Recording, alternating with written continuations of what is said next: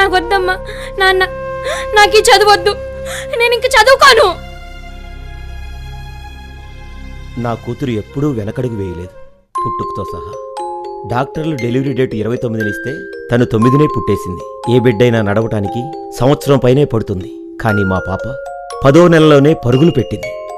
సహజంగా పిల్లల్ని బడికి పంపుతుంటే అమ్మా నాన్న అంటూ మారాన్ చేస్తారు. కానీ మా పాప పలకబట్టి ఆనందంగా ఆలు దిద్దింది. ఏనాడూ భయపడలేదు. సైకిల్ తొక్కింది. పరుగు పందెంలో ఫస్ట్ ప్రైజ్ గెలిచింది. 10th క్లాస్లో 10 పాయింట్స్ తెచ్చుకుంది. అమ్మంటే ఇష్టం, నేనంటే ఇష్టం.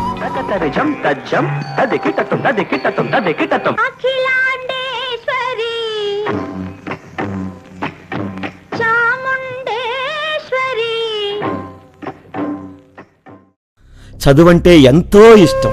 చదువుకోను అంటుంది. నాకు ఈ చదవద్దు, నేను ఇంక చదువుకోను.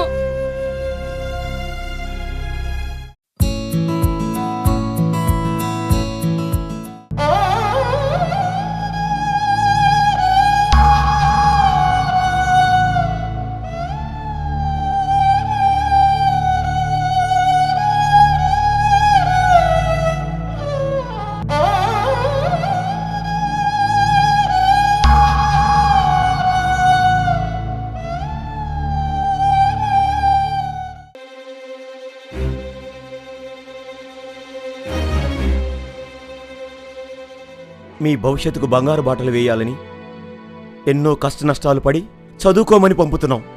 మీరేం చేస్తున్నారు? చదువుకున్నా. ఇవేనా మీ చదువులు?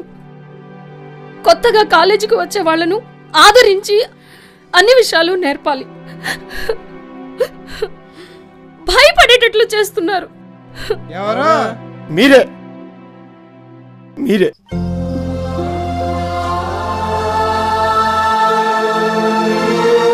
ర్యాగింగుల పేరుతో కాలేజీల్లో విశ్వవిద్యాలయాల్లో వికృతి చేష్టలు చేస్తూ రాక్షసానందం పొందుతున్నారు.